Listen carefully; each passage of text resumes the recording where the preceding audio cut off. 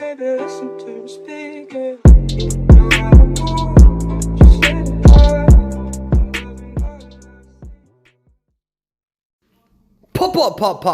persuadable. What's going on, boo-boos? All right. Did you hear about the guy who lost his left side? It's okay. I heard that he's all right. All right, look at this trick. Look at this trick. Oh my God, I love doing stupid shit. Look at Keisha's like, where the fuck is he?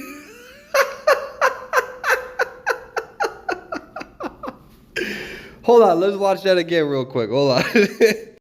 All right, look at this. Now, don't ask me why I did this. I don't know why I did. I wanted to try it just to see if it would work. And now it's so fucking satisfying. It's so satisfying. All right, so this is another gameplay of solo queue. My God, I love that Geisha has reemerged. I have slapped her butt cheeks in the old seasons. It's good to be able to do it all over again.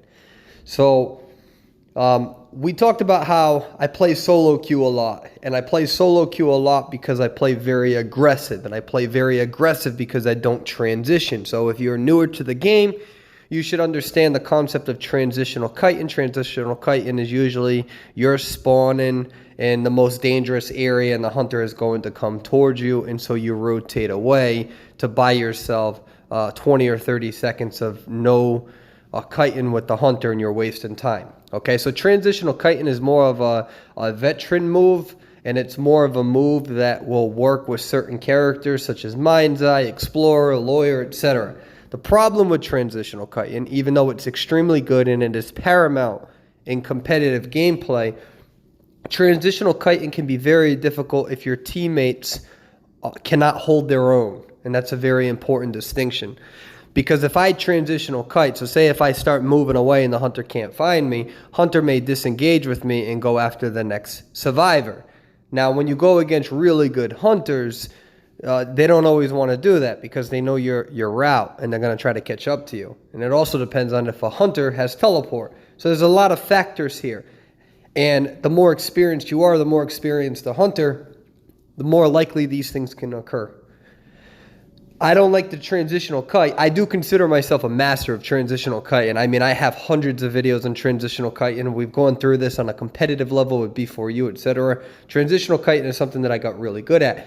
I don't like always doing that in these sorts of gameplays because you're playing with other randoms. Even if you're above tier 6 and you're playing in duos, I don't really know how good my teammates are. So if I transition away, then you gotta really hope that the other survivors know how to hold their own. So in this gameplay, you see me playing Magician a lot because I do not transitional kite. There is no transitional kiting. It's just me staying on the first cipher and getting to that decoding, all right? And I do that as Magician because Magician is one of the few characters that can really get you out of any sticky situation. Usually Rescuers have that ability. Gravekeeper can dig away. Mercenary can elbow pad away. Think of a Wu Chang that flies directly on top of you. You know, even a good perfumer can get outmatched and immediately give a hit. So that's why I really like to play Magician with this aggressive game style, because if the hunter doesn't come after me, I'm decoding right away.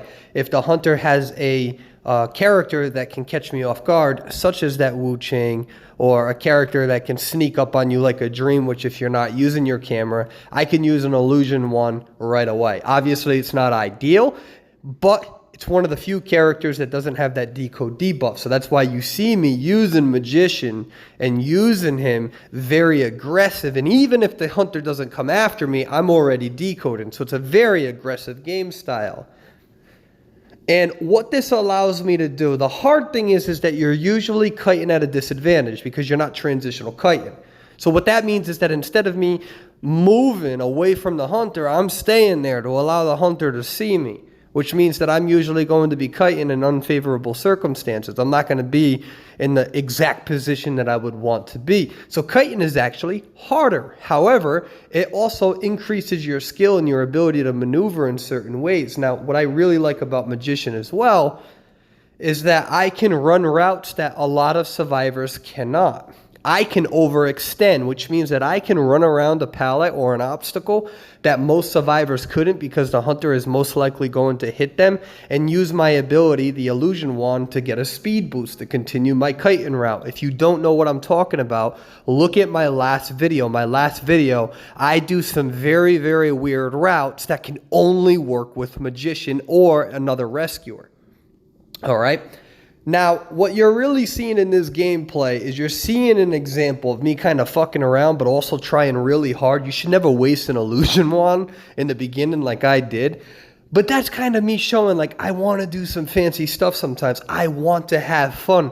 Guys, you're going to burn yourself out. You need to look at solo queuing as an opportunity to try new things, to do fancy things, but to always try. Don't purposely throw your matches. It's unfair for your teammates. But if you have no other people to play with, it's a perfect opportunity to really try aggressive game style, game sense. I'm sick and tired of complaining about my teammates not being able to kite, so therefore I'm going to change up my entire gameplay so I take the kite. Now that's just an example of a match of me messing around, but also playing very aggressive, try new things. That's how you need to reshape your brain with solo queue. You need to get out of the mindset, I need to rank up as fast as possible. Your skill set probably doesn't match it.